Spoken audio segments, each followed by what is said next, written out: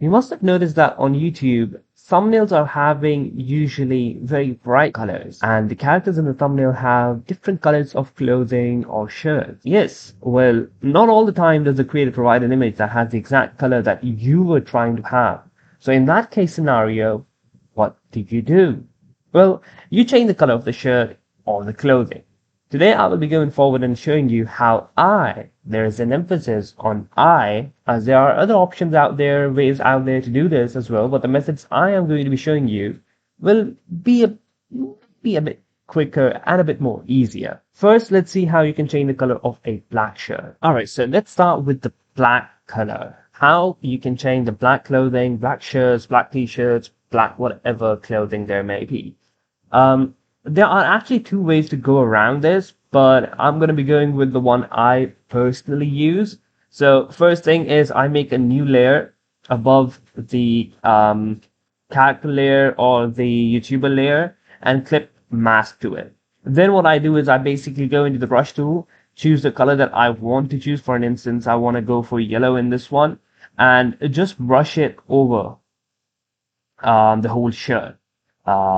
So I've already done it for the sake of the video so that it does not take a long time, but you basically get what I mean by that. I'm just going to be basically brushing it all over. What you can also do is basically just select all of the parts. For an instance, you can go into I use a lasso tool, you can use a pen tool or whichever, selection tool you prefer, and you can just go over and select the part where the shirt is going to be colored.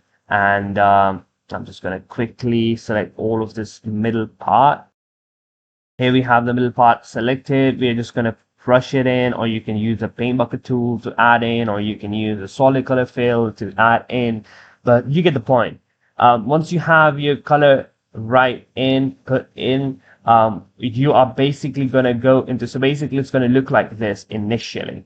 When you put in the color, it's going to look like this initially, and it feels as if some kid just went into MS Paint and painted yellow over Logan's body, right? But what you're going to be doing is you're going to be going into the blend mode and going into either difference, exclusion, or linear light. I usually prefer the linear light option because it gives off a more natural look. But at times, for an instance, you don't have like the correct color corrections on.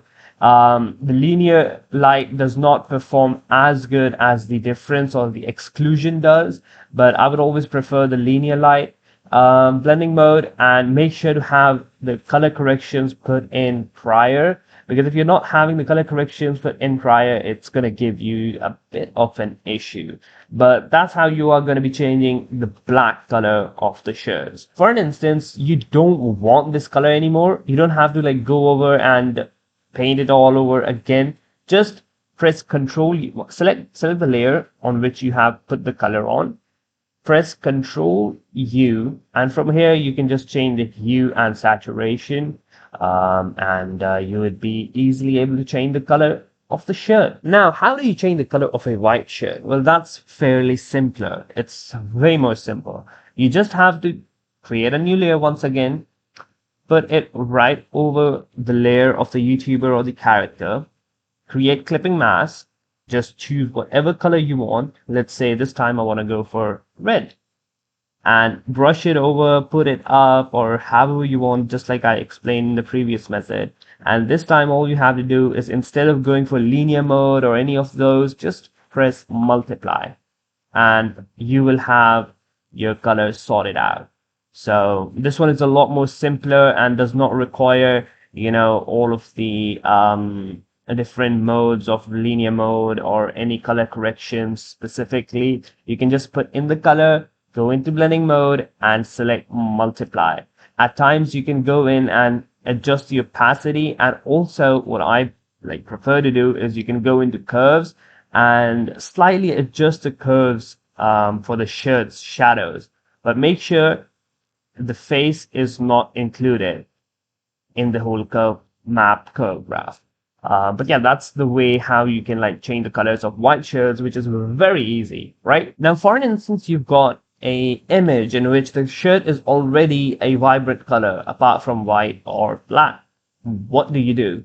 This one, fairly simple again. All you have to do is just go into the filters. From there, select hue and saturation, right click, create clipping mask to the layer beneath the character layer, and make sure you invert the mask into black. You don't want the colors to be going all over the place. Select the brush tool, select white color. You can either like select the shirt with pen tool, or you can just brush it all over like I usually prefer. And from there onward, just use the hue and saturation and change the color of the shirt. So for instance, let's make it red. We're going to increase the lightness a bit so that it's a bright red. And there you go. You have your color of the shirt changed from blue to red, right like that.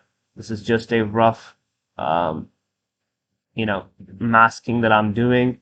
You can just like have it more detailed, have it more refined. But yeah, that's pretty much it. That's how you will be changing the colors of the shirts, whether it be a black shirt, whether it be a white shirt, or whether it be an already vibrant, contrasty color.